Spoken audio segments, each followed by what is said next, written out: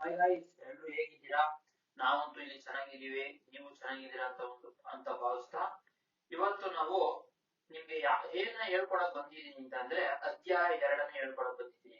ನಿಮ್ ಮನ್ಸಲ್ಲಿ ಏನಾದ್ರು 708 ಪೋಸ್ಟ್ 708 ಪೋಸ್ಟ್ ತಗೋಬೇಕು ಅನ್ನೋದು ಮನ್ಸಲ್ಲಿ ಇದ್ರೆ ನನ್ನ ವಿಡಿಯೋನ ತಪ್ಪದೆ ನೋಡಿ. ನಾನ್ ನಿಮ್ಗೆ 708 ಪೋಸ್ಟ್ ಅಲ್ಲಿ ನಿಮ್ನ ಗೌರ್ಮೆಂಟ್ ಸರ್ಕಾರಿ ನೌಕರನಾಗಿ ನಾನು ಮಾಡುವ ಪ್ರಯತ್ನವನ್ನು ನಾನು ಮಾಡ್ತಾ ಇದ್ದೀನಿ. ಅದನ್ನ ಮಾಡೇ ಮಾಡ್ತೀನಿ ಅಂತ ಹೇಳ್ತಾ ಇವತ್ತು ಅಧ್ಯಾಯ 2 ನಾನು ಸ್ಟಾರ್ಟ್ ಮಾಡ್ತಾ ಹೋಗ್ತಾ ಇದ್ದೀನಿ. ನಿಮ್ಗೆ ಓದಕ್ಕೆ ಮನ್ಸು ಇಲ್ಲ ಅಂತಂದ್ರೆ ನಿಮ್ಮ ಅಪ್ಪ ಅಮ್ಮ ಕಷ್ಟಪಟ್ಟಿರೋದನ್ನ ನೀವು ಒಂದು ಟೈಮ್ ಯೋಚನೆ ಮಾಡಿದ್ರು ನೀವು 100% ಓದೇ ಓದ್ತೀರಾ.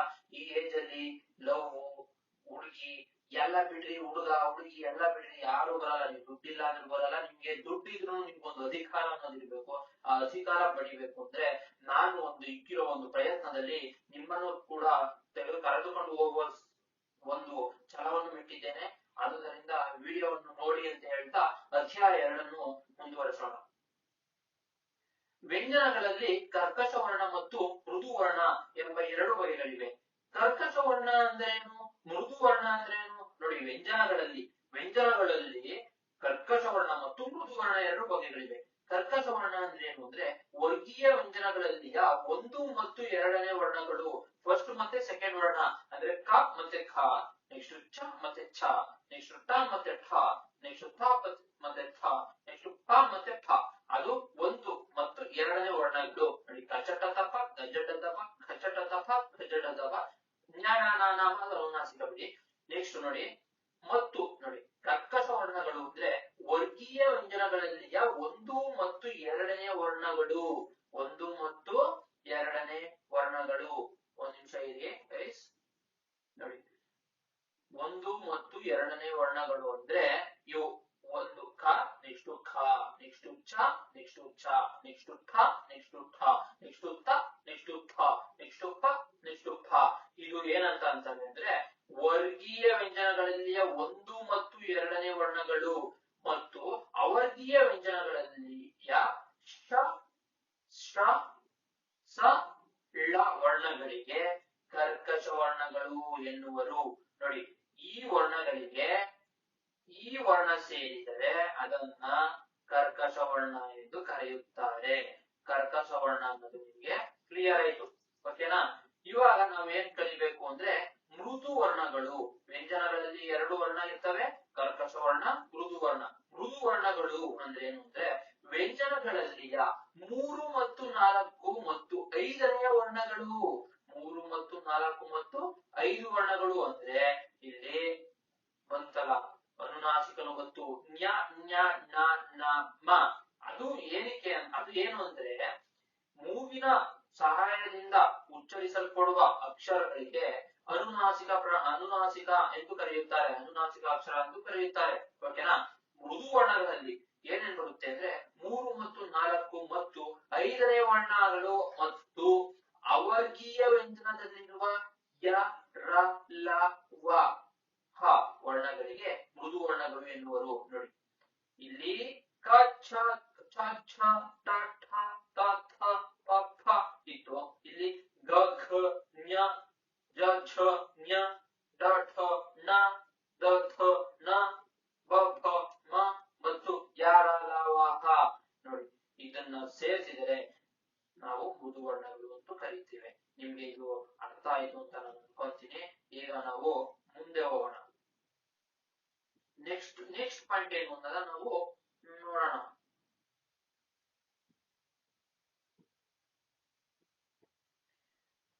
ಅಕ್ಷರಗಳ ಉಚ್ಚಾರ ಕಾಲಕ್ಕೆ ಉತ್ಪತ್ತಿ ಸ್ಥಾನ.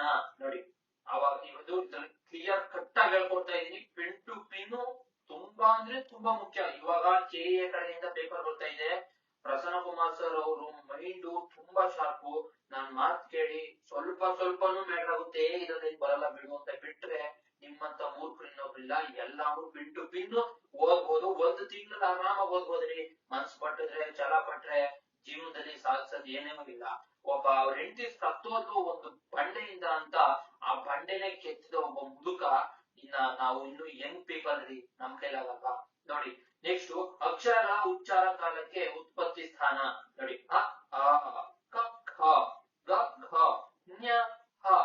ನೋಡಿ, ಹ ಮತ್ತೆ ವಿಸರ್ಗ ವಿಸರ್ಗ ಅನುಸ್ವಾರ ಅನುಸ್ವಾರ ಅಂದ್ರೆ 1 0 ಅನುಸ್ವಾರ ಅಂದ್ರೆ 1 0 ವಿಸರ್ಗ ಅಂದ್ರೆ 2 0 ಓಕೆನಾ ಓಕೆನಾ ಇದು ವಿಸರ್ಗ ಇಲ್ಲೇ ಕೊಟ್ಬಿಟ್ಟ ನೋಡಿ ನಿಮ್ಗೆ ಕಾಣಲ್ಲ ಅಂದ್ಬಿಟ್ಟು ನೋಡಿ ಅ ಆ ಕ ಖ ಗ ಘ ಞ ಹ ಮತ್ತೆ ವಿಸರ್ಗ ಇವು ಕಂಠದಲ್ಲಿ ಹುಟ್ಟುವುದರಿಂದ ಇವನ್ನು ಕಂಠ ವರ್ಣಗಳೆನ್ನುವರು ನೋಡಿ ಕಂಠ ಠ ನೋಡಿ ಮತ್ತು ನೋಡಿ ಅ ಆ ಕ ಖ ಗ ಘ ಞ ಹ ಅಹ ನೋಡಿ ಇದೆಲ್ಲ ನಮ್ದು ಗಂಟಲಿದೆಯಲ್ಲ ಆ ಗಂಟಲಲ್ಲಿ ಅದು ಉತ್ಪತ್ತಿ ಆಗ್ತೈತೆ ಸೊ ಅದನ್ನ ನಾವು ಕಂಠ ವರ್ಣಗಳೆನ್ನುವರು ಓಕೆನಾ ನೆಕ್ಸ್ಟ್ ಇ ಈ ಚ ಛ ಜ ಛ ಞ ಯ ಶ ನೋಡಿ ಇವು ತಾಲು ತಾಲು ಅಂಗಳಿನ ಮುಂಭಾಗ ನೋಡಿ ಅಂಗಳಿನ ಮುಂಭಾಗ ವಿನ ಸಹಾಯದಿಂದ ಹುಟ್ಟುವುದರಿಂದ ಇದನ್ನು ತಾಲವ್ಯ ಎನ್ನುವರು ಇ ಈ ಚ ಛ ನೋಡಿ ನಮ್ದು ಅಂಗಳು ಅಂದ್ರೆ ನಮ್ದು ಬಾಯಿ ಇದೆಯಲ್ಲ ಬಾಯಿಯಲ್ಲಿ ನಮ್ದು ಎರಡು ಔಡಿದೆಯಲ್ಲ ಆ ಮುಂದೆಗಡೆ ನಾವು ಏನ್ ಮಾತಾಡ್ತೀವಿ ನೋಡಿ ಇ ಈ ಚ ಛ ಜ ಛ ಞ ಯ ಶ ಬೇಕಿದ್ರೆ ಇದನ್ನ ನೀವು ಒಂದ್ಸಲಿ ಟ್ರೈ ಮಾಡಿ ನೋಡಿ ತಾಲು ಅಂಗಳಿನ ಮುಂಭಾಗದ ಸಹಾಯದಿಂದ ಹುಟ್ಟೈತೆ ಸೊ ಇದನ್ನ ನಾವು ತಾಲವ್ಯ ಎಂದು ಕರಿತೀವಿ ತುಂಬಾ ಮುಖ್ಯ ಗಾಯಸ್ ತುಂಬಾ ಅಂದ್ರೆ ತುಂಬಾ ಇಂಪಾರ್ಟೆಂಟ್ ನೀವು ಕೇಳಲೇಬೇಕು ನೆಕ್ಸ್ಟ್ ರು ಟ ಡ ಢ ನ ರ ಶ ರು ಟ ಡ ಢ ನ ರ ಶ ನೋಡಿ ಇವು ನಾಲಿಗೆಯ ಮೇಲ್ಭಾಗದ ಮೂರ್ಧಾಂಗಗಳಲ್ಲಿ ಹುಟ್ಟುವುದರಿಂದ ಇದನ್ನು ಮೂರ್ಧನ್ಯ ಎನ್ನುತ್ತಾರೆ ನೋಡಿ ರು ಟ ಢ ಢ ನ ರ ಶ ನೋಡಿ ನಮ್ದು ನಾಲಿಗೆ ಮೇಲ್ಭಾಗದಲ್ಲಿ 3 ಅಂಗಳಗಳ ಅಲ್ಲಿ ನಮ್ಗೆ 2 ಅಂಗಳಗಳು ಮೂರು ಇರ್ತವೆ ಇಲ್ಲಿ ಅಂಗಳಗಳು 2 ಆ ಒಂದು ಸಹಾಯದಿಂದ ಹುಡ್ತಾ ಇದೆ ಸೊ ಅದನ್ನ ಮೂರನ್ಯ ಅಂತ ಕರಿತೀವಿ ನೆಕ್ಸ್ಟ್ ತ ಥ ದ ಥ ನ ಲ ಸ ಇವು ನಮ್ದು ದಂತ ಹಲ್ಲುಗಳ ಸಹಾಯದಿಂದ ಅಂದ್ರೆ ನಾವು ಹಲ್ಲಿನ ಸಹಾಯದಿಂದ ನಾವು ತ ಥ ದ ಥ ನ ಲ ಸ ನೋಡಿ ನಮ್ದು ನಾಲಿಗೆ ಹಲ್ಲಿಗೆ ಹೊಡಿತೈತೆ ಮುಂಭಾಗದಲ್ಲಿರುವ ಹಲ್ಲಿಗೆ ದಂತಕ್ಕೆ ಅದು ಟಚ್ ಆಗ್ತೈತೆ ಸೊ ಅದರಿಂದ ನಾವು ಏನಂತ ಕರಿತೀವಿ ಅಂದ್ರೆ ಅದನ್ನ ದಂತ್ಯಗಳೆಂದು ಹೇಳುವರು ನೆಕ್ಸ್ಟ್ ಉ ಊ ಪ ಫ ಬ ಫ ಮ ಅಂ ನೋಡಿ ಅನುಸ್ವಾರ ಹೇಳಿದಲ್ಲ ಇದು ವಿಸರ್ಗ ನೋಡಿ ಉ ಊ ಪ ಫ ಬ ಫ ಮ ಅಂ ನೋಡಿ ಇವು ಓಷ್ಠ ತುಟಿದಲ್ಲಿ ಅಂದ್ರೆ ಓಷ್ಠ ಅಂದ್ರೆ ತುಟಿದಲ್ಲಿ ಹುಟ್ಟುವುದರಿಂದ ನೋಡಿ ನೀವು ತುಟಿ ಸಹಾಯದಿಂದಲೇ ನೀವು ಉ ಊ ಪ ಫ ಬ ಫ ಮ ಅಂ ಅಂತ ಹೇಳಕ್ ಸಾಧ್ಯವೇ ಇಲ್ಲ ಅದೆಲ್ಲ ತುಟಿಯ ಸಹಾಯದಿಂದ ಹುಟ್ಟುವುದರಿಂದ ಅದನ್ನ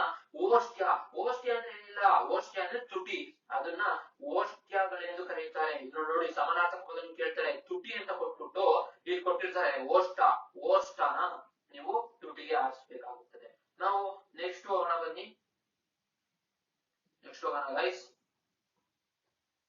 ನ್ಯ ನ್ಯ ನ ನ ಮ ನೋಡಿ ಇವೆಲ್ಲ ನಾನು ಹೇಳಿದೆ ನಿಮ್ಗೆ ನ್ಯ ನ್ಯ ನ ನ ಮ ಅಂದ್ರೆ ಅನುನಾಸಿಕ ಅಂದ್ರೆ ಮೂಗಿನ ಸಹಾಯದಿಂದ ಹುಟ್ಟುವುದರಿಂದ ಇವನ್ನು ನಾಸಿಕ ಅಥವಾ ಅನುನಾಸಿಕಗಳೆನ್ನುವರು ಅನುನಾಸಿಕಗಳೆನ್ನುವರು ಇದು ಗೊತ್ತಾಗಿದೆ ತಕ್ಕಂತೀನಿ ನೆಕ್ಸ್ಟ್ 7th ಒನ್ ಎ ಐ ಇವು ಕಂಠ ಮತ್ತು ತಾಲುಗಳಲ್ಲಿ ಹುಟ್ಟುವುದರಿಂದ ಇವನ್ನು ಕಂಠ ತಾಲವ್ಯ ಎ ಐ ಐ ನೋಡಿ ಕಂಠ ಮತ್ತೆ ತಾಲು ಎರಡುಗಳಿಂದಲೂ ಇವು ಜನಿಸ್ತೈತೆ ಸೊ ಅದಕ್ಕೋಸ್ಕರ ನಾವು ಕಂಠ ತಾಲವ್ಯ ಎಂದು ಕರೀತೀವಿ ನೆಕ್ಸ್ಟ್ ಓ ಔ ನೋಡಿ ಔ ಅಂದ್ರೆ ಇವು ಕಂಠ ಮತ್ತು ಓಷ್ಠ ನೋಡಿ ಐ ಅನ್ನೋದು ಕಂಠ ಮತ್ತು ತಾಲು ಔ ಅನ್ನೋದು ಕಂಠ ಮತ್ತು ಓಷ್ಠಗಳಲ್ಲಿ ಹುಟ್ಟುವುದರಿಂದ ಇವನ್ನು ಕಂಠೌಷ್ಠ್ಯ ಎನ್ನುತ್ತಾರೆ ನೆಕ್ಸ್ಟ್ ವ ಎಂಬ ವರ್ಣವು ದಂತ ಮತ್ತು ಓಷ್ಠಗಳಲ್ಲಿ ಹುಟ್ಟುವುದರಿಂದ ಇದನ್ನು ದಂತೌಷ್ಠ್ಯ ಎಂದು ಕರೀತಾರೆ ಇದು ತುಂಬಾ ಅಂದ್ರೆ ತುಂಬಾ ಇಂಪಾರ್ಟೆಂಟ್ ಸೀರಿಯಸ್ ಮಾರ್ಕ್ಸ್ 100% ಬಂದೇ ಬರುತ್ತೆ ನೋಡಿ ಇಲ್ಲಿ ನಿಮಗೆ ಸಮಾನಾರ್ಥಕ ಪದವನ್ನು ತಿಳ್ಕೋಬಹುದು ಅದ್ರ ಅರ್ಥ ಗೊತ್ತಿಲ್ಲ ಅಂದ್ರೂ ತಿಳ್ಕೋಬಹುದು ನೆಕ್ಸ್ಟ್ ಸ್ವರಗಳೆಲ್ಲ ಹೇಗೆ ಹುಟ್ಟು ಅನ್ನೋದು ತಿಳ್ಕೋಬಹುದು ಟೋಟಲ್ ನಮ್ದು ಒಂದು ವರ್ಣಮಾಲೆಗಳಲ್ಲಿ ಅಕ್ಷರಗಳು ಹೇಗೆ ಜನಿಸ್ತೋ ಅನ್ನೋದು ನಾವು ಯಾವ್ದ ಮುಖಾಂತರ ನಾವು ಜನಿಸ್ತೋ ಅನ್ನೋದೆಲ್ಲ ನಾವು ತಿಳ್ಕೋಬಹುದು ಅಂತ ಹೇಳ್ತಾ ಅನುಸ್ವಾರ ಅಂದ್ರೆ ನೆಕ್ಸ್ಟ್ ಉ ಕಂಠ ಮತ್ತು ನಾಸಿಕದ ಸಹಾಯ ಸಹಾಯದಿಂದ ಹುಟ್ಟುವುದರಿಂದ ಇದನ್ನು ಕಂಠನಾಸಿಕ ಎಂದು ಕರೆಯುತ್ತಾರೆ. ಕಂಠನಾಸಿಕ ಎಂದು ಕರೆಯುತ್ತಾರೆ. ನೆಕ್ಸ್ಟ್ ಬನ್ನಿ ಗೈಸ್. ಗುಣಿತಾಕ್ಷರ ನೋಡಿ. ಗುಣಿತಾಕ್ಷರನ ನಾವು ಇವಾಗ ನಾನು ನಿಮ್ಗೆ ಫಸ್ಟ್ನೇ ವಿಡಿಯೋದಲ್ಲಿ ಒಂದು ಟ್ರೀ ಅಂದ್ರೆ ಚಾರ್ಟ್ ಟ್ರೀ ಕೊಟ್ಟಿದ್ದೆ, ಅದ್ರಲ್ಲೆಲ್ಲ ಇದೆ. ಇವಾಗ ನಾವು ಸೆಕೆಂಡ್ ಬರ್ತಾ ಇದೀವಿ ಗುಣಿತಾಕ್ಷರಕ್ಕೆ. ಗುಣಿತಾಕ್ಷರ ಅಂದ್ರೆ ಏನು ಅಂದ್ರೆ ವ್ಯಂಜನಗಳಿಗೆ ಸ್ವರಗಳನ್ನು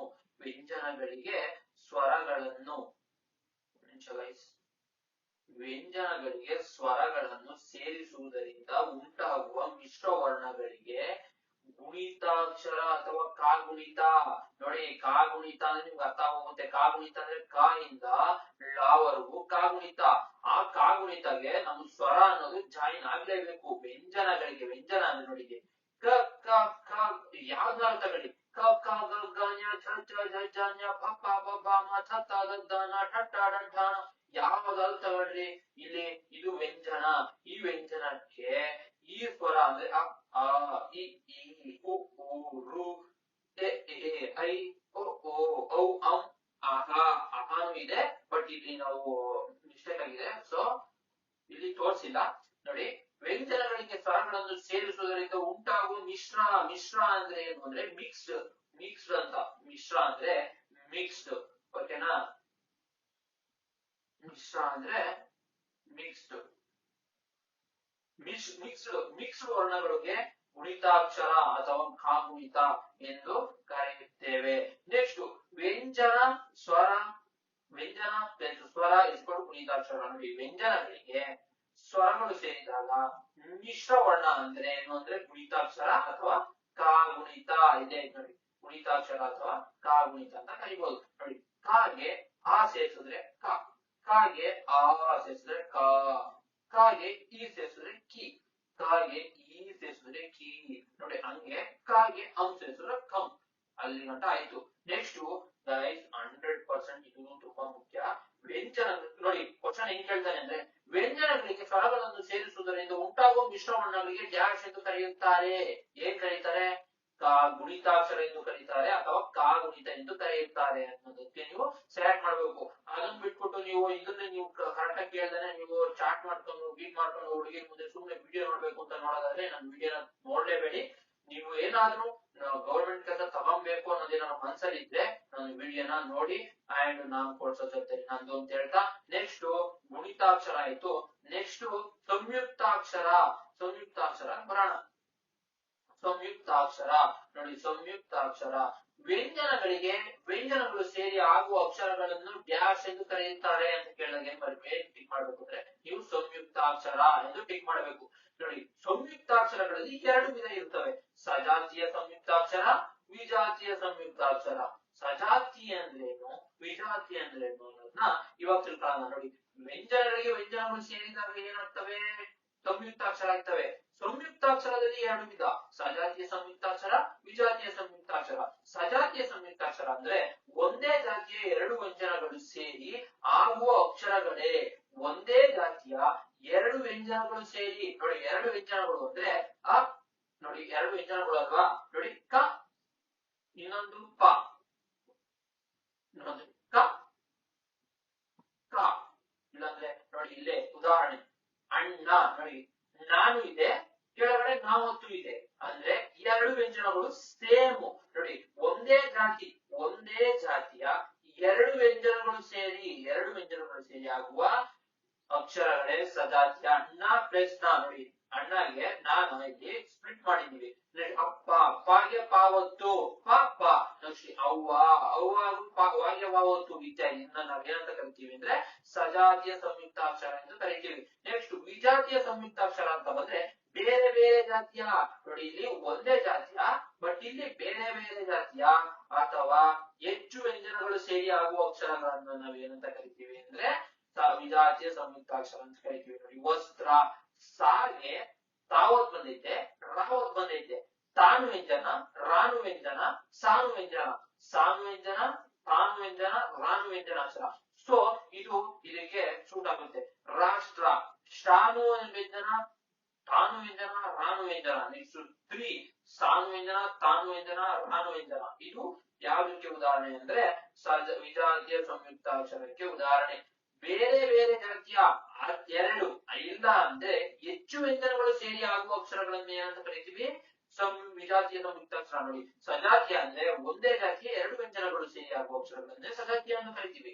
ವಿಜಾತಿಯ ಅಂದ್ರೆ ಬೇರೆ ಬೇರೆ ಜಾತಿಯ ಎರಡು ಅಥವಾ ಹೆಚ್ಚು ವ್ಯಂಜನಗಳು ಸೇರಿ ಆಗುವ ಅಕ್ಷರಗಳನ್ನ ವಿಜಾತಿ ಅಂತ ಹೇಳಿ ಕರಿತೀವಿ.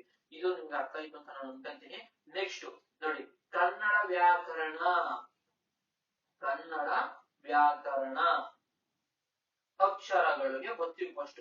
ನೋಡಿ, ಒಂದು ಭಾಷೆಯನ್ನು ಶುದ್ಧವಾಗಿ ಓದಲು ಮತ್ತು ಬರೆಯಲು ಕಲಿಸಿಕೊಡುವುದಕ್ಕೆ ಹೀಗೆಂದು ಕರೆಯುತ್ತಾರೆ. ನೋಡಿ, ಈ ತರ ಕ್ವಶನ್ ಕೇಳ್ತಾನಪ್ಪ. ಈ ತರನು ಕೇಳ್ತಾರೆ, ಇಲ್ಲಾಂದ್ರೆ ಇನ್ನು ಫುಲ್ಲು ಡೀಪ್ ಆಗೂ ಕೇಳ್ತಾರೆ. ಆದ್ರೆ ನೀವು ಅರ್ಥ ಮಾಡ್ಕೊಂಡು ನೀವು ಅದನ್ನ ಪ್ರೊಸೀಜರ್ ನ ನೀವು ಅಲ್ಲಿ ಪ್ರೊಸೀಡ್ ಮಾಡ್ಬೇಕಾದ್ರೆ ನಿಮ್ದು ಮೈಂಡ್ ತುಂಬಾ ಶಾರ್ಪ್ ಆಗಿರ್ಬೇಕು. ಸೊ ಅದಕ್ಕೆ ಹೇಳ್ತಾ ಇರೋದು, ಎಲ್ಲಾನು ಇವತ್ತೇ ಬಿಡ್ರಿ, ಇನ್ನೊಂದು ತಿಂಗಳ ಎಕ್ಸಾಮ್ ಐತೆ, 100% ಕೆಲಸ ಆಗುತ್ತೆ ಅನ್ನೋ ಒಂದು ಮೈಂಡ್ ಅಲ್ಲಿ ನೀವು ಇಟ್ಕೊಂಡು ನೋಡಿ, ನಾನು ಎಲ್ಲಾನು ನಿಮ್ಗೆ ಕವರ್ ಮಾಡ್ಕೊಡ್ತೀನಿ. ನೋಡಿ, ಅಕ್ಷರಗಳು. ನೋಡಿ, ಒಂದು ಭಾಷೆಯನ್ನು ಶುದ್ಧವಾಗಿ ಓದಲು. ನೋಡಪ್ಪ, ಒಂದು ಭಾಷೆಯನ್ನು ನೀವು ಓದ್ತೀಯ ಮತ್ತೆ ಅದನ್ನ ಬರೀತೀಯ ಅಂದ್ರೆ ಅದನ್ನ ನೀವು ಏನು ಅಂತ ಅಂತಾರೆ ಅಂದ್ರೆ ವ್ಯಾಕರಣ. ಏನು? ವ್ಯಾಕರಣ ಅಂತ ಕರೀತಾರೆ. ಒಂದ್ ಭಾಷೆನ ನೀವು ಚೆನ್ನಾಗಿ ಓದ್ತೀಯಾ, ಚೆನ್ನಾಗಿ ಬರೀತೀಯಾ ಅಂದ್ರೆ ಅದೇನಂತಾರೆ ಅಂದ್ರೆ ವ್ಯಾಕರಣ ಅಂತಾರೆ. ನೆಕ್ಸ್ಟ್, ಕನ್ನಡ ವರ್ಣಗಳಲ್ಲಿ ಅಥವಾ ಅಕ್ಷರಗಳಲ್ಲಿರುವ ಮೂರು ಮುಖ್ಯ ಪ್ರಕಾರಗಳೆಂದರೆ ಮೂಲಾಕ್ಷರ, ಗುಣಿತಾಕ್ಷರ, ಸಂಯುಕ್ತಾಕ್ಷರ. ಮೂಲಾಕ್ಷರ, ಗುಣಿತಾಕ್ಷರ, ಸಂಯುಕ್ತಾಕ್ಷರ. ನಾವು ಇದನ್ನ ನಾವು ಆಲ್ರೆಡಿ ಡಿಸ್ಕಸ್ ಮಾಡಿದೀವಿ. ನೆಕ್ಸ್ಟ್, ಮೂಲ ವರ್ಣಗಳನ್ನು ಹೀಗೆಂದು ಕರೆಯುತ್ತಾರೆ. ನೋಡಿ, ಮೂಲ ವರ್ಣಗಳು ಅಂದ್ರೆ ಕಾಯಿಂದ ಅವರ್ಗು ಹೇಳಿದ್ದೆ ನೋಡಿ, ಅದು ಮೂಲಾಕ್ಷರ ಅಂದ್ರೆ ಮೂಲಾಕ್ಷರಗಳನ್ನು ಏನಂದು ಕರೀತಾರೆ? ಮೂಲ ವರ್ಣಗಳನ್ನು ಹೀಗೆಂದು ಕರೀತಾರೆ. ಮೂಲಾಕ್ಷರದಲ್ಲಿ ಯಾವ್ಯಾವ ಬರ್ತವೆ? ಸ್ವರಗಳು ಅವೆಲ್ಲ ಬರ್ತವೆ. ನಾನು ಹೇಳ್ಕೊಟ್ಟಿದ್ದೀನಿ, ನಿಮ್ಗೆ ಇನ್ನೂ ಗೊತ್ತಿಲ್ಲ ಅಂದ್ರೆ ಫಸ್ಟ್ ವಿಡಿಯೋದಲ್ಲಿ ಹೋಗಿ ತಿಳ್ಕೊಳ್ಳಿ ಅಂತ ಹೇಳ್ತಾ ಇದ್ದೀನಿ. ನೆಕ್ಸ್ಟ್, ಕನ್ನಡದಲ್ಲಿರುವ ಒಟ್ಟು ಮೂಲ ವರ್ಣಗಳು 49. ಅದು ನೆನಪಿರಲಿ, ಓಕೆನಾ? ನೆಕ್ಸ್ಟ್, ಕನ್ನಡದ ಮೊದಲಾಕ್ಷರಗಳನ್ನು 3 ಪ್ರಕಾರಗಳಾಗಿ ವಿಂಗಡಿಸಲಾಗುತ್ತದೆ. ಅವುಗಳೆಂದರೆ ಸ್ವರಗಳು, ವ್ಯಂಜನಗಳು, ಯೋಗವಾಹಗಳು. ಆ ಇಂದ ಔ ಗಂಟ ಸ್ವರಗಳು, ಕಾಯಿಂದ ಮಾ ಗಂಟ ವ್ಯಂಜನಗಳು, ಕಾಯಿಂದ ಲಾ ಗಂಟ ವ್ಯಂಜನಗಳು. ಬಟ್ ಯೋಗವಾಹಗಳು ಅಂದ್ರೆ ಕಾಯಿಂದ ಮಾವರೆಗೂ ವ್ಯಂಜನಗಳು. ನೆಕ್ಸ್ಟ್, ಯಾಯಿಂದ ಲಾವರೆಗೂ ಯೋಗವಾಹಗಳು. ನೆಕ್ಸ್ಟ್, ಸ್ವತಂತ್ರವಾಗಿ ಉಚ್ಚರಿಸಲ್ಪಡುವ ಅಕ್ಷರಗಳಿಗೆ ಎಂದು ಕರೆಯುತ್ತಾರೆ ಸ್ವರಗಳು. ಅದನ್ನೆಲ್ಲ ನಾನು ಫಸ್ಟ್ನೇ ವಿಡಿಯೋದಲ್ಲಿ ಹೇಳಿದೀನಿ. ಅದನ್ನ ಹೋಗಿ ನೀವು ನೋಡಿ, ಇನ್ನೂ ಅರ್ಥ ಆಗಿಲ್ಲ ಅಂದ್ರೆ ಅರ್ಥ ಆಗಿರುತ್ತೆ ಅಂತ ಅನ್ಕೊಂಡಿದೀನಿ. ನೀವೆಲ್ಲ ಚೆನ್ನಾಗಿ ನೋಡ್ತಾ ಇದ್ದೀರಾ ಅಂತಾನು ಅನ್ಕೊಂಡಿದೀನಿ ಅಂತ ಹೇಳ್ತಾ ನೆಕ್ಸ್ಟ್ ವಿಡಿಯೋನ ಓಪನ್ ಮಾಡೋಣ. ನೆಕ್ಸ್ಟ್, ಕನ್ನಡದಲ್ಲಿರುವ ಸ್ವರಗಳೆಷ್ಟು, ಅವು ಯಾವುವು ಅಂತ ಕೇಳಿದಾಗ ಅ ಇಂದ ಔ ಗಂಟ ಸ್ವರಗಳು ಅವು ಎಷ್ಟವೆ ಅಂತ ಅಂದ್ರೆ 13. ಅ ಆ ಇ ಈ ಉ ಊ ರು ಎ ಎ ಐ ಒ ಓ ಔ. ಟೋಟಲ್ 13 ಅಕ್ಷರಗಳಿದ್ದಾವೆ. ಆಯ್ತಾ? ಅದೊಂದು ಮೈಂಡ್ ಅಲ್ಲಿ ಇರ್ಲಿ ಗೈಸ್, 13 ಅಕ್ಷರಗಳು ಇದ್ದಾವೆ. ನೆಕ್ಸ್ಟ್, ಸ್ವರಗಳಲ್ಲಿರುವ 3 ಪ್ರಕಾರಗಳೆಂದರೆ ನೋಡಿ, ರಸಸ್ವರ, ದೀರ್ಘ ಸ್ವರ, ಪ್ಲುತ ಸ್ವರ. ಪ್ಲುತ ಸ್ವರ ಅಂದ್ರೆ ದೀರ್ಘ ಸ್ವರವನ್ನು ಇನ್ನಷ್ಟು ಎಳೆದು ಹೇಳುವ ಸ್ವರವನ್ನು ಪ್ಲುತ ಸ್ವರ ಎಂದು ಕರೆಯುತ್ತಾರೆ. ಸರಿನಾ? ರಸಸ್ವರ ಅಂದ್ರೆ ಒಂದು ಮಾತ್ರೆಯ ಕಾಲದಲ್ಲಿ ಉಚ್ಚರಿಸಲ್ಪಡುವ ಅಕ್ಷರಗಳಿಗೆ ರಸಸ್ವರ ಎಂದು ಕರೆಯುತ್ತಾರೆ. ಓಕೆನಾ? ಅದೆಲ್ಲ ನೆನಪಿಡಿ, ನಾನು ಪ್ರಶ್ನೆಗಳೇ ಹೇಳ್ಕೊಟ್ಟಿದ್ದೀನಿ. ನೋಡಿ, ಕಡಿಮೆಯ ಸಮಯದಲ್ಲಿ ಇಲ್ಲವೇ ಒಂದು ಮಾತ್ರೆಯ ಕಾಲದಲ್ಲಿ, ನಾನು ಹೇಳಿದ್ರಲ್ಲ, ಒಂದು ಮಾತ್ರೆಯ ಕಾಲದಲ್ಲಿ ಉಚ್ಚರಿಸಲ್ಪಡುವ ಅಕ್ಷರಗಳಿಗೆ ಹೀಗೆಂದು ಕರೆಯುತ್ತಾರೆ. ಏನಂತ ಕರೀತಾರೆ? ರಸಸ್ವರ ಎಂದು ಕರೆಯುತ್ತಾರೆ. ಇದೇ ತರ ಕ್ವಶನ್ ಬರುತ್ತೆ ಗಾಯ್ಸ್. ಇದನ್ನ ನೀವು ಓದ್ಕೊಂಡ್ರೆ ನಿಮ್ಗೆ ಸೀರಿಯಸ್ ಆಗಿ ಹೇಳ್ತೀನಲ್ಲ, ನಿಮ್ಗೆ ಕೆಲಸ ಅನ್ನೋದು ಬೇಕು, ನಾನು ಲೈಫ್ ಅಲ್ಲಿ ಸೆಟ್ಲ್ ಆಗ್ಬೇಕು ಅಂದ್ರೆ ನೋಡ್ರಪ್ಪ, ಈ ವಿಡಿಯೋಸ್ ನೋಡಿ ನಾನು ಎಲ್ಲಾ ನಿಮ್ಗೆ ಕವರ್ ಮಾಡ್ಕೊಡ್ತೀನಿ. ನಮಗೂ ಇಲ್ಲಿ ತುಂಬಾ ಎಲ್ಲಾ ಕಡೆಯಿಂದನು ಕಲೆಕ್ಟ್ ಮಾಡಿ ತುಂಬಾ ನಿಮ್ಗೆ ಇಂಪಾರ್ಟೆಂಟ್. ನಾನು ಇಲ್ಲಿ ಹೇಳ್ತಾ ಇರೋದು ಎಲ್ಲಾ ಇಂಪಾರ್ಟೆಂಟ್, ಒಂದು ನೀವು ನೆಗ್ಲೆಕ್ಟ್ ಮಾಡಕ್ ಹೋಗ್ಬೇಡಿ ಅಂತ ಹೇಳ್ತಾ ನೆಕ್ಸ್ಟ್, ಅ ಇ ಉ ರು ಎ ಓ. ಈ 6 ಅಕ್ಷರಗಳಿಗೆ ಹೀಗೆಂದು ಕರೆಯುವರು ರಸಸ್ವರ. ಒಂದು ಮಾತ್ರೆ ಕಾಲದಲ್ಲಿ ಉಚ್ಚರಿಸುವ ಅಕ್ಷರಗಳಿಗೆ ಏನೆಂದು ಕರೆಯುತ್ತಾರೆ? ರಸಸ್ವರ. ಈಗ ಫಾರ್ ಎಕ್ಸಾಂಪಲ್ ಅ ಇ ಉ ರು ಈ ನೋಡಿ, ಈ ಇಲ್ಲ ಇದು ಇಲ್ಲಿ ಮಿಸ್ಟೇಕ್ ಆಗ್ಬಿಟ್ಟಿದೆ ನೋಡಿ ಗೈಸ್. ಅ ಇ ಉ ರು ಎ ಓ. ಈ ನೋಡಿ, ಇದಕ್ಕೆ ಕ್ವಶನ್ ಇದಾಗಿದೆ. ನೀವು ಆಮೇಲೆ ಅದಕ್ಕೆ ನೀವು ಇದ್ ಮಾಡ್ಕೊಂಡ್ಬೇಡಿ ನೋಡಿ, ಇದೆಲ್ಲ ಕಾಮ ಇಲ್ಲ. ಅ ಇ ಉ ಋ ಎ ಓ ಈ 6 ಅಕ್ಷರಗಳಿಗೆ ಹೀಗೆಂದು ಕರೆಯುತ್ತಾರೆ, ಸ್ವರ ಎಂದು ಕರೆಯುತ್ತಾರೆ. ಇಲ್ಲ ಒಂದು ಮಾತ್ರೆ ಕಾಲದಲ್ಲಿ ಉಚ್ಚರಿಸಲ್ಪಡುವ ಅಕ್ಷರಗಳಿಗೆ ಡ್ಯಾಶ್ ಎಂದು ಕರೆಯುತ್ತಾರೆ ಅಂದ್ರೆ ಸ್ವರ. ನೆಕ್ಸ್ಟ್ ಹೆಚ್ಚಿನ ಸಮಯದಲ್ಲಿ ಇಲ್ಲವೇ 2 ಮಾತ್ರೆಯ ಕಾಲದಲ್ಲಿ ಉಚ್ಚರಿಸಲ್ಪಡುವ ಅಕ್ಷರಗಳಿಗೆ ಏನೆಂದು ಕರೆಯುತ್ತಾರೆ, ದೀರ್ಘ ಸ್ವರ. ನೋಡಿ, ಹೆಚ್ಚಿನ ಸಮಯದಲ್ಲಿ ಇಲ್ಲವೇ 2 ಮಾತ್ರೆಯ ಕಾಲದಲ್ಲಿ ಉಚ್ಚರಿಸಲ್ಪಡುವ ಅಕ್ಷರಗಳಿಗೆ ಏನೆಂದು ಕರೆಯುತ್ತಾರೆ, ದೀರ್ಘ ಸ್ವರ ಎಂದು ಕರೆಯುತ್ತಾರೆ. ಅವುಗಳು ಯಾವುವು ಅಂತ ಕೇಳ್ತಾರೆ.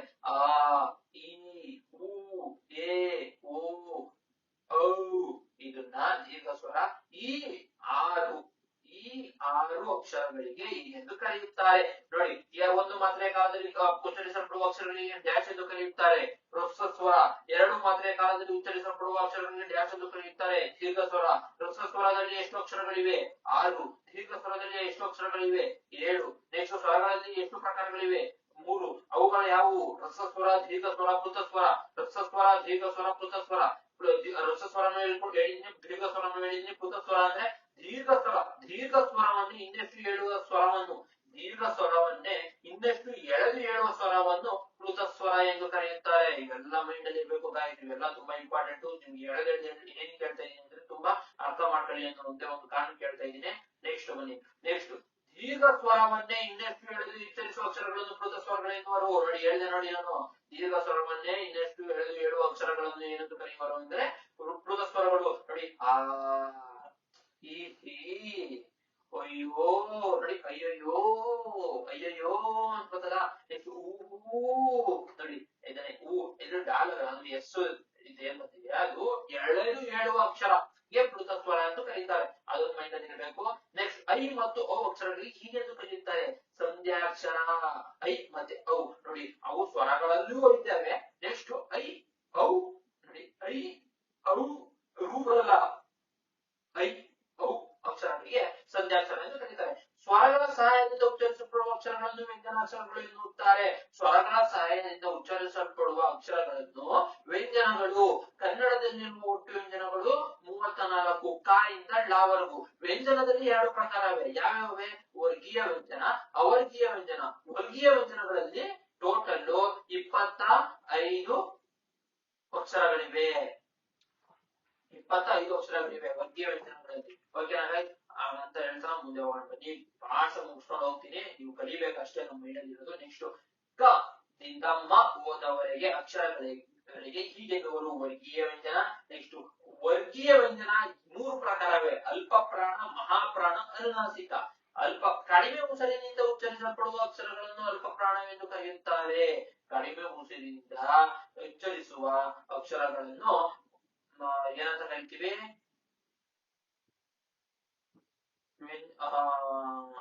ಅಲ್ಪ ಪ್ರಾಣ ಎಂದು ಕರಿತೀವಿ. ಒಟ್ಟು ಅಲ್ಪ ಪ್ರಾಣಗಳು ಹಚ್ಚಿದೆ, ಕಚಟತಪ ಗಜಡದಪ ಅದು. ನೆಕ್ಸ್ಟ್ ಅಲ್ಪ ಪ್ರಾಣ. ನೋಡಿ, ಅಲ್ಪ ಪ್ರಾಣಗಳು ಯಾವುವು ಅಂತ ಕೇಳಿದಾಗ ಇದನ್ನ ಬರಿಬೇಕು. ನೆಕ್ಸ್ಟ್ ಮಹಾಪ್ರಾಣ ಬರುತ್ತೆ ಇಲ್ಲಿ. ಮಹಾಪ್ರಾಣ ಅಂದ್ರೆ ಇದು ನೋಡಿ, ಅಲ್ಪ ಪ್ರಾಣ ಅಂದ್ರೆ ಕಡಿಮೆ ಉಸಿರಿನಿಂದ ಉಚ್ಚರಿಸಲ್ಪಡುವ ಅಕ್ಷರಗಳನ್ನು ವ್ಯಂಜನಾಕ್ಷರಗಳನ್ನು ಅಲ್ಪ ಪ್ರಾಣ ಎನ್ನುತ್ತಾರೆ. ಅದೇ ಮಹಾಪ್ರಾಣ ಅಂತ ಕೇಳಿದ್ರೆ ಹೆಚ್ಚಿನ ಉಸಿರಿನಿಂದ ಉಚ್ಚರಿಸಲ್ಪಡುವ ವ್ಯಂಜನಾಕ್ಷರಗಳನ್ನು ಮಹಾಪ್ರಾಣಗಳೆನ್ನುವರು. ಅದು ಒಟ್ಟು ಎಷ್ಟು ಇವೆ ಅಂದ್ರೆ ಅವು 10 ಇವೆ. ಅವು ಯಾವ್ಯಾವು ಅಂತ ನೋಡೋಣ ಅಂದ್ರೆ ಬನ್ನಿ, ಅವು ಯಾವ್ಯಾವು ನೋಡೋಣ ಅಂತ ಬಂದ್ರೆ ನೋಡಿ, ಅವು ಯಾವ್ಯಾವು ಅಂದ್ರೆ ಇಲ್ಲಿ ಇದಾಗ್ಬಿಟ್ಟಿದೆ. ಖ ನೋಡಿ, ಖ ಛ ಠ ಥ ನೋಡಿ, ಖ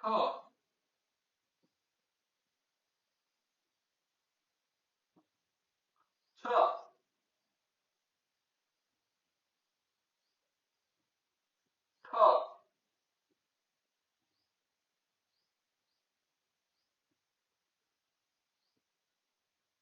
ಥ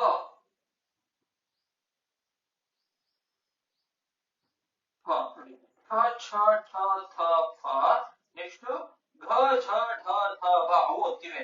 ಸರಿನಾ? ಇದನ್ನ ನೆನ್ಪಿಟ್ಕೊಳ್ಳಿ, ಇಲ್ಲಿ ಬರೆಯಕ್ಕಾಗ್ತಿಲ್ಲ ಆದ್ರೂ ನಿಮ್ಗೆ ಹೇಳ್ಕೊಡ್ತಾ ಇದ್ದೀನಿ.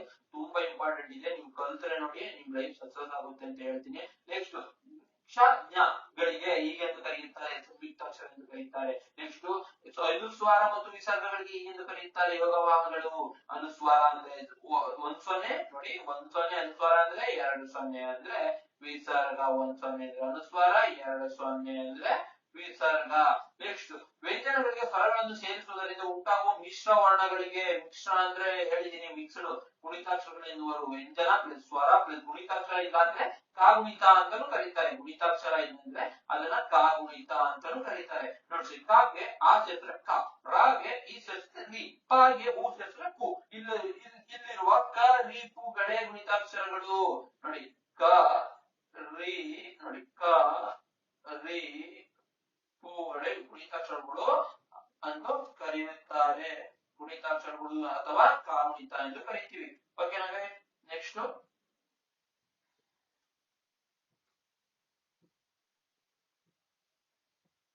ವ್ಯಂಜನಗಳಿಗೆ ವ್ಯಂಜನಗಳು ಸೇರಿಯಾಗುವ ಅಕ್ಷರಗಳನ್ನು ಸಂಯುಕ್ತಾಕ್ಷರ. ಇವೆಲ್ಲ ನಾನು ಹೇಳ್ಕೊಟ್ಟಿದ್ದೀನಿ. ತಿರ್ಗಾ ಏನ್ ಕೇಳ್ತಾ ಇದೀನಿ ಅಂದ್ರೆ ತುಂಬಾ ಇಂಪಾರ್ಟೆಂಟ್ ಇದೆ, ನೀವು ಕಲಿಲೇಬೇಕು ಅನ್ನೋ ಒಂದು ಕಾರಣಕ್ಕೆ ನಾನು ಇದೆಲ್ಲ ಹೇಳ್ಕೊಡ್ತಾ ಇದ್ದೀನಿ. ನೆಕ್ಸ್ಟ್ ಸಂಯುಕ್ತಾಕ್ಷರದಲ್ಲಿಯ ಪ್ರಕಾರಗಳೆಂದರೆ, ಸಂಯುಕ್ತಾಕ್ಷರದಲ್ಲಿಯ ಪ್ರಕಾರಗಳೆಂದರೆ ಒಂದು ಸಜಾತಿಯ ಸಂಯುಕ್ತಾಕ್ಷರ, ಇನ್ನೊಂದು ವಿಜಾತಿಯ ಸಂಯುಕ್ತಾಕ್ಷರ ಅಂತ ಬರ್ತದೆ. ಒಂದು ಸಜಾತಿಯ, ಒಂದು ವಿಜಾತಿಯ. ವಿಜಾತಿಯ, ಸಜಾತಿಯ. ಸಜಾತಿಯ ಅಂದ್ರೆ ಒಂದೇ ಜಾತಿ ಎರಡು ವ್ಯಂಜನಗಳಿಗೆ ಸೇರಿಯಾಗುವ ಅಕ್ಷರಗಳೇ. ನೋಡಿ, ಇದನ್ನ ನಾನು ಈ ವಿಡಿಯೋದಲ್ಲಿ ಸ್ಟಾರ್ಟಿಂಗ್ ಹೇಳ್ಕೊಟ್ಟಿದ್ದೀನಿ. ಪಾಗೆ ಪವತ್ತು ನೋಡಿ, ಪಾನು ವ್ಯಂಜನ, ಪಾನು ವ್ಯಂಜನ. ಹಂಗೆ ಇದನ್ನ ನಾವು ಸಜಾತಿ ಅಂತೀವಿ. ನೆಕ್ಸ್ಟ್ ಸಜಾತಿಯ ಸಂಯುಕ್ತಾಕ್ಷರ, ಸರಿನಾ?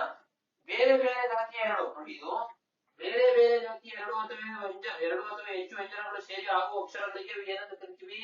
ವಿಜಾತಿಯ ಸಂಯುಕ್ತಾಕ್ಷರ ಎಂದು ಕರಿತೀವಿ. ಇದು ಇಂಪಾರ್ಟೆಂಟ್. ಸಜಾತಿಯ ಅಂದ್ರೆ ಒಂದೇ ವ್ಯಂಜನ ಬರ್ತದೆ, ಅದಕ್ಕೆ ಪಾಗೆ ಪಾವತ್ತು, ರಾಗೆ ರಾವತ್ತು, ಳಾಗೆ ಲಾವತ್ತು, ಕಾಗೆ ಕಾವತ್ತು, ತಾಗೆ ತಾವತ್ತು ಹಂಗೆ ಬರುತ್ತೆ. ವಿಜಾತಿಯ ಅಂದ್ರೆ ನೋಡಿ, ಪಾಗೆ ರಾವತ್ತು ತಿರ್ಗಾ ಟಾವತ್ತು, ಪೀಗೆ ನೆಕ್ಸ್ಟ್ ಕಾಗೆ ರಾವತ್ತು, ಇದು ಲಾವತ್ತು ಅದ್ರ ಬರುತ್ತೆ. ಅದನ್ನ ನೆಕ್ಸ್ಟ್ ಬೇರೆ ಬೇರೆ ಜಾತಿಯ ಎರಡು ಅಥವಾ ಹೆಚ್ಚು ವ್ಯಂಜನಗಳು ಸೇರಿ ಆಗುವ ಅಕ್ಷರಗಳನ್ನು ವಿಜಾತಿಯ ಸಂಯುಕ್ತಾಕ್ಷರಗಳು ಅಂತ ಕರಿತೀವಿ. ನೆಕ್ಸ್ಟ್ ವಸ್ತ್ರ ನೋಡಿ, ಅದಕ್ಕೆ ಎಕ್ಸಾಂಪಲ್ ಹೇಳ್ಬಿಟ್ಟವ್ರೆ. ವಸ್ತ್ರ ನೋಡಿ, ಸಾಗೆ ತಾವತ್ತು ರಾವತ್ತು. ನೆಕ್ಸ್ಟ್ ಸ್ತ್ರೀ, ಶಾಗೆ ತಾವತ್ತು ರಾವತ್ತು. ನೆಕ್ಸ್ಟ್ ರಾಷ್ಟ್ರ, ಶಾಗೆ ತಾವತ್ತು, ಶಾಗೆ ತಾವತ್ತು ರಾವತ್ತು. ನೋಡಿ, ಈ ಶಬ್ದಗಳನ್ನ ವಿಜಾತಿಯ ಎಂದು ನಾವು ಕರಿತೀವಿ. ನೆಕ್ಸ್ಟ್ ಪುಸ್ತಕ ಶಬ್ದದಲ್ಲಿರುವ ವಿಜಾತಿಯ ವ್ಯಂಜನಗಳು. ನೋಡಿ, ಪುಸ್ತಕ, ಸಾಗೆ ತಾವತ್ತು, ಇದನ್ನ ಏನಂತ ಹೇಳ್ತೀವಿ ಅಂದ್ರೆ ವಿಜಾತಿಯ. ನೆಕ್ಸ್ಟ್ ಹಬ್ಬ, ಬಾಗೆ ಭಾವ ಇದೆ, ಇದೇನಂತೀವಿ? ಸಜಾತಿಯ ಸಂಯುಕ್ತಾಕ್ಷರಗಳು ಅಂತ ಹೇಳ್ತೀವಿ. ಗೈಸ್, ನಿಮ್ಗೆ ಏನಾದ್ರು ಇಷ್ಟು ವಿಡಿಯೋ ಇದು ಅಧ್ಯಾಯ 2 ನಾನು ಕಂಪ್ಲೀಟ್ ಮಾಡಕ್ ಬಂದಿದ್ದೀನಿ. ನೆಕ್ಸ್ಟ್ ಅಧ್ಯಾಯ 3 ಅಲ್ಲಿ ಸಿಗ್ತೀನಿ. ನಿಮ್ಗೆ ಏನಾದ್ರು ವಿಡಿಯೋ ಇಷ್ಟ ಆದ್ರೆ, ನಮ್ಗೆ ಸ್ವಲ್ಪ ವಿಡಿಯೋ ಇಷ್ಟ ಆದ್ರೆ ಮಾತ್ರ ಲೈಕ್ ಮಾಡಿ. ಅಂಡ್ ನಿಮ್ಗೆ ಒಂದು ಕೆಲಸ, ಗೌರ್ಮೆಂಟ್ ಕೆಲಸ ಪಕ್ಕ ಬೇಕು ಅಂದ್ರೆ ಈ ವಿಡಿಯೋನ ಸಬ್ಸ್ಕ್ರೈಬ್ ಮಾಡಿ ಹಾಗೂ ಲೈಕ್ ಮಾಡಿ ಅಂತ ಹೇಳ್ತಾ ಸಿಗೋಣ ಗೈಸ್. Thank you.